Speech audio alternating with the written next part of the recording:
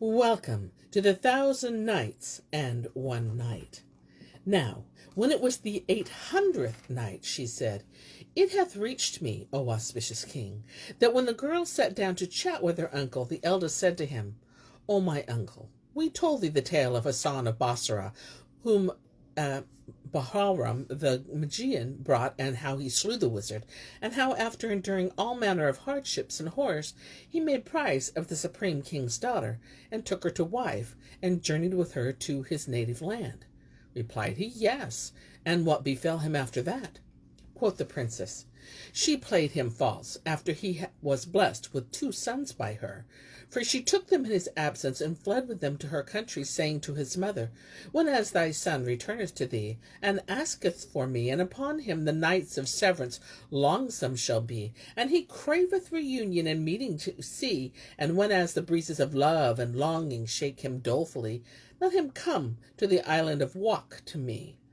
When Abd al-Qaddis heard this, he shook his head and bit his forefinger.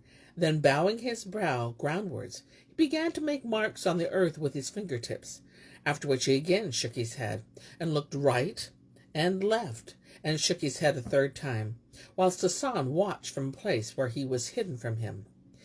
Then the princesses to their uncle, "Return us some answer, for our hearts are rent in sunder." But he shook his head at them, saying, "O my daughters, verily hath this man wearied himself in vain, and cast himself into a grievous predicament and sore peril, for he may not gain access to the islands of Wak." With this the princesses called Hassan, who came forth, and advancing to Sheikh Abd al-Qaddis, kissed his hands and saluted him. The old man rejoiced in him, and seated him by his side, whereupon quoth the damsels, "O uncle, acquaint our brother Hassan with what thou hast told us." So he said to Hassan, "O my son, put away from thee this peine forte ardor, for thou canst never gain access to the islands of Wak. Through the flying jinn and the wandering stars were with thee, for that betwixt thee and these islands are 7 wadis, and 7 seas, and 7 mighty mountains. How then canst thou come at this steed, and who shall bring thee thither? Wherefore, Allah upon thee, O my son, do thou reckon thy spouse and sons as dead, and turn back forthright, and weary not thy sprite. Indeed, I give thee good counsel, and thou wilt but accept it." Hearing these words from Sheikh Hassan, he wept till he fainted, and the princesses sat round him, weeping for his weeping, while the youngest sister rent her raiment and buffeted her face till she swooned away. When Sheikh Abd al-Qaddis saw them in this transport of grief and trouble and mourning, he was moved to ruth for them, and cried, "Be silent." Then said he to Hassan, "O my son, hearten thy heart, and rejoice in the winning of thy wish, and if it be the will of Allah the Most High," presently adding, "Rise, O my son, take courage, and follow me." So Hassan arose forthright, and after he had taken leave of the princesses, followed him, rejoicing in the fulfillment of his wish. Then the sheikh called the elephant, and mounting, took Hassan up behind him, and fared on 3 days with their nights, like the blinding levin, till he came to a vast blue mountain, whose stones were all of azure hue, and the middlemost of which was a cavern with a door of Chinese iron. Here he took Hassan's hand, and let him down, and alighting dismissed the elephant. Then he went up to the door and knocked, whereupon it opened, and there came out to him a black slave, hairless, as if he were an ifrit, with brand in right hand and targe of steel in left. When he saw Abd al-Qaddis, he threw sword and buckler from his grip, and coming up to the sheikh, kissed his hand. Thereupon the old man took Hassan by the hand and entered with him, whilst the slave shut the door behind them. When Hassan found himself in a vast cavern, and a spacious, through which ran an arched corridor, and they ceased not faring on there in a mile or so, till it abutted upon a great open space, and thence they made for an angle of the mountain, wherein were 2 huge doors cast of solid brass. The old man opened one of them, and said to Hassan, "Sit at the door, whilst I go within, and come back to thee in haste, and beware lest thou open it and enter." Then he fared inside, and shutting the door after him, was absent during a full sidereal hour, after which he returned leading a black stallion, thin of flank and short of nose, which was ready bridled and saddled, with velvet housings, and when it ran it flew, and when it flew the very dust in vain would pursue, and brought it to Hassan, saying, "Mount." So he mounted, and Abd al-Quddus opened the second door, behind which appeared a vast desert. Then the twain passed through the door into that desert, and the old man said to him, "O my son, take this scroll, and when thou whither this steed will carry thee, when thou seest him, stop at the door of a cavern like this, alight, and throw the reins over the saddle bow, and let him go.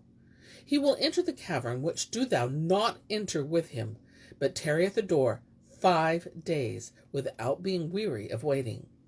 On the 6th day there will come forth to thee a black sheikh, clad all in sable, with a long white beard flowing down to his navel. As soon as thou seest him, kiss his hands, and seize his shirt, and lay it on thy head, and weep before him, till he take pity on thee, and he will ask thee what thou wouldest have. When he saith to thee, What is thy want? Give him this scroll, which he will take without speaking, and go in and leave thee. Wait at the door another 5 days, without wearying, and on the 6th day expect him. And if he come out to thee himself, know that thy wish will be won. But if one of his pages come forth to thee, know that he who cometh forth to thee proposes to kill thee. And the peace.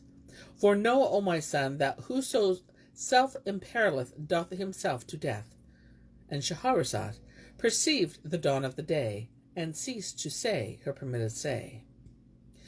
Now, when it was the 801st night, she continued, It hath reached me, O auspicious king, that after handing the scroll to Hassan, Sheikh Abd al-Quddus told him what would befall him, and said, Whoso self-imperileth doth himself to death, but also who ventureth not advantageth not.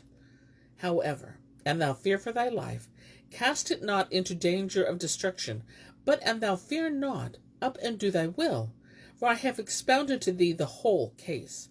Yet, shouldest thou be minded to return to thy friends, the elephant is still here, and he will carry thee to my nieces, who will restore thee to thy country, and return thee to thy home, and Allah will vouchsafe thee a better than this girl of whom thou art enamored.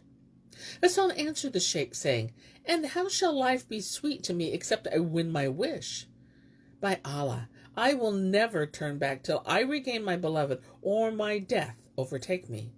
And he wept, and recited these couplets. For loss of lover mine, and stress of love I dree, I stood bewailing self to deep despondency. Longing for him, the spring camp's dust I kissed and kissed, but this bred more of grief and galling reverie. God guard the gone, who in our hearts must e'er abide, with nearing woes and joys, which still the farther flee. They say to me, Patience, but they bore it all away on parting day, and left me naught save tormentory. And not affrighted me, except the word he said, Forget me not when gone, nor dry from memory. To whom shall I turn to? Hope in whom when you are lost? Who were in my hopes and joys and woes of me? But the pang of home return when parting thus. How joyed at seeing me return mine enemy. Then well away, this 'twas I guarded me against, and thou low of love, double thine ardency. And fled, for I, my friends, I'll not survive the flight. Yet an they die return, O joy, O ecstasy! Never, by Allah's tears and weepings I contain for loss of you, but tears on tears and tears will rain. When Abd al-Quddus heard his verse, he knew that he would not turn back from his desire, nor would words have effected on him, and was certified that naught would serve him but he must imperil himself, though he lose him his life. So he said to him, Know, O my son, that the island of Wake are 7 islands wherein is a mighty host, all virgin girls, and the inner isles are peopled by Satans and Marids and warlocks, and various tribesmen of the jinn. And whoso entereth their land never returneth thence. At least none hath done so to this day. So Allah upon thee, Return presently to thy people, for know that she whom thou seekest is the king's daughter of all these islands. And how canst thou attain to her? Hearken to me, O my son, and happily Allah will vouchsafe thee in her stead a better than she. O my lord, answered Hassan, though for the love of her I were cut in pieces, yet should I but redouble in love and transport. There is no help but I enter the Wak Island and come to the sight of my wife and children. And inshallah, I will not return save with her and with them. Said the sheikh, then nothing will serve thee but thou must make this journey.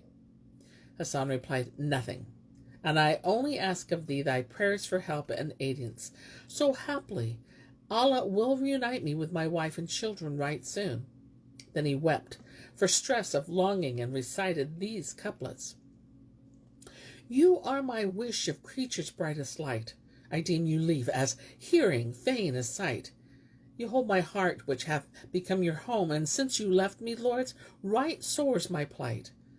Then think not I have yielded up your love which set this wretch in fierce affright. You went, and went my joy whenas you went, and waned and waxed wan the brightest light. You left me lone to watch the stars in woe, railing tears like raindrops infinite. Thou art longsome to the wight, who pining lies, unwake, moon gazing through the night. Oh, night! Wind on, thou pass the tribe where they abide. Give them my greeting, life is fain a flight, and tell them somewhat of the pangs I bear. The loved one keeneth not my case aright. Then he wept with sore weeping till he faded away, and when he came to himself, Sheikh Abd al-Qaddus said to him, O my son, thou hast a mother. Make her not taste the torment of thy loss. Hassan replied, By Allah, O my lord, I will never return except with my wife, or my death shall overtake me. And he wept, and he wailed, and he recited these couplets. By love's right, not of farness thy slave can estrange, nor am I one to fail in my fealty. I suffer such pains, did I tell my case? To folk they'd cry, madness, clean witless is he. Then ecstasy, law of longing, transport and low, whose case is such case, how shall ever he be? With this, the old man knew that he would not turn from his purpose, though it cost him his life. So he handed him the scroll and prayed for him, and charged him how he should do, saying, I have in this letter given a strict charge concerning thee to Abu al-Ruwashai, son of Bilkis, daughter of Mu'in, for he is my sheikh and my teacher, and all men and jinn humble themselves to him and stand in awe of him. And now go with the blessings of God. Hassan forthright set out, giving the horse the rein, and it flew off with him swifter than lightning, and stayed not in its course 10 days, when he saw before him a vast loom, black as night, wailing the world from east to west. As he neared it, the stallion neighed upon him, whereupon there flocked to it horses in numbers as the drops of rain. None could tell their tale or against them prevail, and fell to rubbing themselves against it. Hassan was affrighted at them, and fared forward, surrounded by the horses, without drawing rein, till he came to the cavern which Sheikh Abd al-Qaddus had described to him. The steed stood still at the door, and Hassan alighted, and bridged the bridle over the saddle bow, whereupon the steed entered the cavern, whilst the rider abode without, as the old man had charged him, pondering the issue of his case in perplexity and distraction, and unknowing what would befall him. And Shahrazad perceived the dawn of the day, and ceased to say her permitted say. Now, when it was the 802nd night, she pursued, It hath reached me, O auspicious king, that Hassan, dismounting from the steed, stood at the cavern mouth, pondering the issue of his case, and unknowing what might befall him. He abode standing on the same spot 5 days, with their nights, sleepless, mournful, tearful-eyed, distracted, perplexed, pondering his severance from home and family, comrades and friends, with weeping eyelids and heavy heart. Then he bethought him of his mother, and of what might yet happen to him, and of his separation from his wife and children, and all that he had suffered, and he recited these couplets.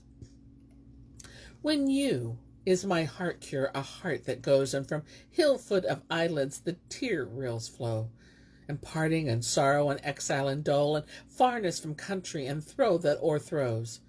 Not am I save a lover distracted by love, far parted from loved ones and wilted by woes. And 'tis love that hath brought me such sorrows, say where is the noble of soul, who such sorrow unknows? Hardly had Hassan made an end of his verses, when out came the Sheikh Abu al-Ruwashi, a blackamoor, and clad in black raiment, and at first sight he knew him by the description that Abd al-Quddus had given him. He threw himself at his feet, and rubbed his cheeks on them, and seizing his skirt, laid it on his head, and wept before him. Quoth the old man, What wantest thou, O my son?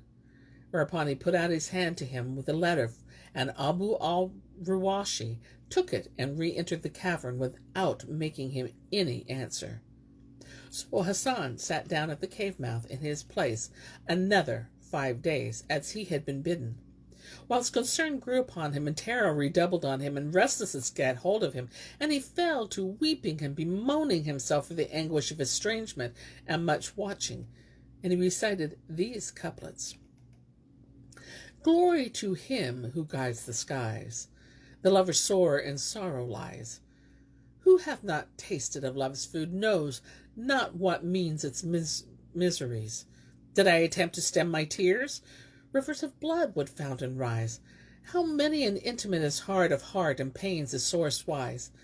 And she with me her word would keep, of tears and sighs I'd fain devise. But I'm forgone, rejected quite, ruin on me hath cast her eyes. At my fell pangs fell wildlings weep, and not a bird for me but cries.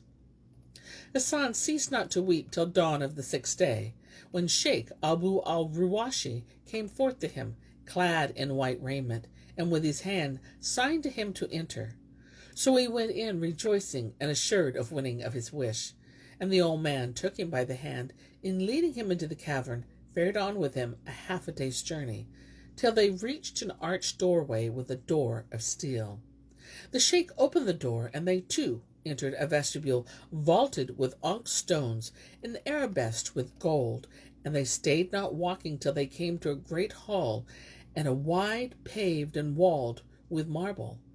In its midst was a flower garden containing all manner of trees and flowers and fruits, with birds warbling on their boughs and singing the praises of Allah the Almighty. And there were 4 daïses, each facing the other, and each dais a jetting fountain, at whose corners stood lions of red gold, spouting gerbs with their mouth into the basin. On each dais stood a chair, whereon sat an elder, with exceeding store of books before him, and censers of gold containing fire and perfumes, and before each elder were students who read the books to him. Now when the twain entered, the elders rose to them and did them honor, whereupon Abu al-Ruwashi signed to them to dismiss their scholars, and they did so. Then the 4 rose, and seating themselves before the Sheikh, asked him of the case of Hassan, to whom he said, Tell the company thy tale, and all that hath betided thee from the beginning of thine adventure to the end. So Hassan wept with sore weeping, and related to them his story with Bahram. Whereupon all the sheikhs cried out and said, Is this indeed he whom the Magian caused to climb the mountain of clouds by means of the vultures, sewn up in the camel hide? And Hassan said, Yes. So they turned to the sheikh, Abu al-Ruwashi, and said to him, O our sheikh, of a truth, Bahram contrived his mounting to the mountaintop, but how came he down, and what marvel saw he there? And Abu al-Ruwashi said, O Hassan, tell them how thou camest down, and acquaint them with what thou sawest of marvels. So he told them all that had befallen him first and last, how he had gotten the Magian into his power and slain him, how he had delivered the youth from him and sent him back to his own country, and how he had captured the king's daughter of the jinn and married her. Yet had she played him false and taken the 2 boys she had borne him and flown away. brief, he related to them all the hardships and horrors he had undergone. Whereat they marveled, each and every one, and said to Abu al-Ruwashi, O elder of elders, verily by Allah, this youth is to be pitied. But belike thou wilt aid him to recover his wife and wees. And Shahrazad perceived the dawn of the day, and ceased to say her permitted say. Now, when it was the 803rd night, she resumed, It hath reached me, O auspicious king, that when Hassan told his tale to the elders, they said to Sheikh Abu al-Ruwashi, This youth is to be pitied, and haply thou wilt aid him to recover his wife and wees. He replied, O my brothers, in very sooth, this is a grave matter, and a perilous, and never saw I any loath in his life save this youth. You know that the islands of Wak are hard of access, and that none may come to them but at risk of life. And you know also the strength of their people and their guards. Moreover, I have sworn an oath not to tread their soil, nor transgress against them in aught. So how shall this man come at the daughter of the great king, and who hath power to bring him to her, or help him in this matter? Replied the other, O Sheikh of Sheikhs, verily this man is consumed with desire, and he hath endangered himself to bring thee a scroll from thy brother Abd al-Quddus. Wherefore it behoveth thee to help him. And Hassan arose and kissed Abu al-Ruwashi's feet, and raising the hem of his garment, laid it on his head, weeping and crying, I beseech thee by Allah to reunite me with my wife and children, though it cost me my life and my soul. The four elders all wept for his weeping, and said to Abu al-Ruwashi, Deal generously with this unhappy, and show him kindness for the sake of thy brother Abd al-Quddus, and profit by his occasion to earn reward from Allah for helping him. Quoth he, This wilful youth weeteth not what he undertaketh. But inshallah, we will help him after the measure of our means, nor leave aught feasible undone. When Hassan heard the Sheikh's words, he rejoiced and kissed the hands of the 5 elders, one after the other, imploring their aidance. Thereupon Abd al-Ruwashi took in case and a sheet of paper, and wrote a letter which he sealed and gave to Hassan, together with a pouch of perfumed leather, containing incense and fire sticks and other needs, and said to him, Take strictest care of this pouch, and when as thou fallest into any strait, burn a little of the incense therein, and name by name, whereupon I will be with thee forthright, and save thee from thy stress.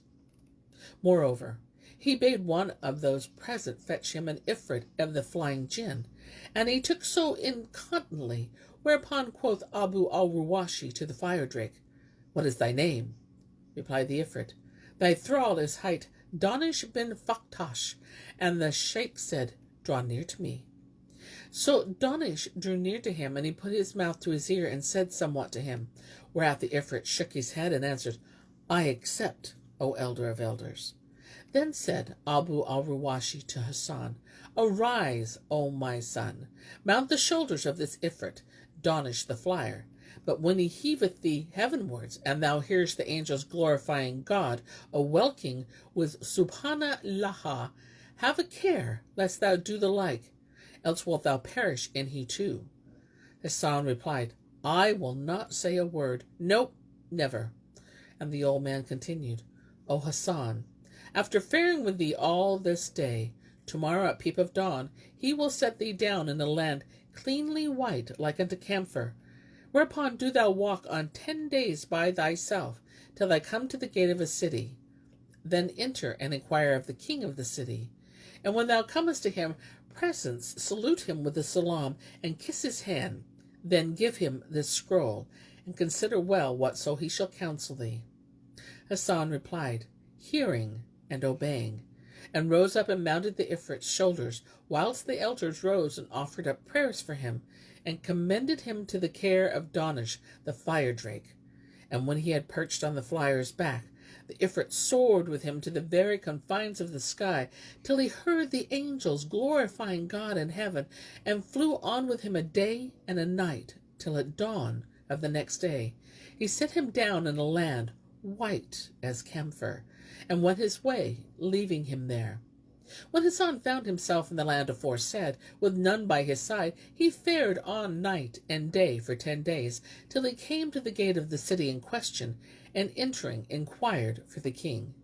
They directed it to them and told him that the name was King Hassun, lord of the land of Camphor, and that he had troops and soldiers enough to fill the earth to its length and breadth. So he sought audience of him, and being admitted to his presence, found him a mighty king, and kissed ground between his hands.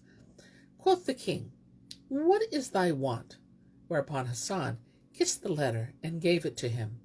The king read it and shook his head a while, and then said to one of his officers, "Take this youth and lodge him in the house of hospitality." So he took him and established him in the guest house, where he tarried 3 days, eating and drinking, and seeing none but the eunuch who waited on him, and who entertained him with discourse, and cheered him with his company, questioning him of his case, and how he came to that city. Whereupon he told him his whole story, and the perilous condition wherein he was in. On the 4th day the eunuch carried him before the king, who said to him, "O Hassan, thou comest to me seeking to enter the islands of Wak, as the Sheikh of Sheikhs adviseth me. O my son, I would send thee thither this very day, but that by the way are many perils, and thirsty wolds full of terrors. Yet do thou have patience, and naught save fare shall befall thee for needs. Must I devise to bring thee to thy desire? Inshallah. Know, O my son, that here is a mighty host, equipped with arms and steeds and warlike gear, who long to enter the Wak Islands, and lack power thereto. But, O my son, for the sake of the Sheikh, Abu al-Ruwashi, son of Bilqis, the daughter of Mu'in, I may not send thee back to him unfulfilled of thine affair. Presently there will come to us ships from the islands of Wak, and the first that shall arrive I will send thee on board of her, and give thee in charge to the sailors, so they may take care of thee, and carry thee to the islands. If any question thee of thy case and condition, and answer him, saying, I am kinsman to the king Hassun, lord of the land of Camphor. And when the ship shall make fast to the shore of the islands of Wak, and the master shall bid thee land, do thou land. Now as soon as thou comest ashore, thou wilt see a multitude of wooden settles all about the beach, of which do thou choose thee one, and crouch under it, and stir not. And when the dark night sets in, thou wilt see an army of women appear, and flock about the goods landed from the ship, and one of them will sit down on the settle upon which thou hast hidden thyself. Whereupon do thou put forth thy hand to her, and take hold of her, and implore her protection. And know thou, O my son, that an she accord thee protection, thou wilt win thy wish, and regain thy wife and children.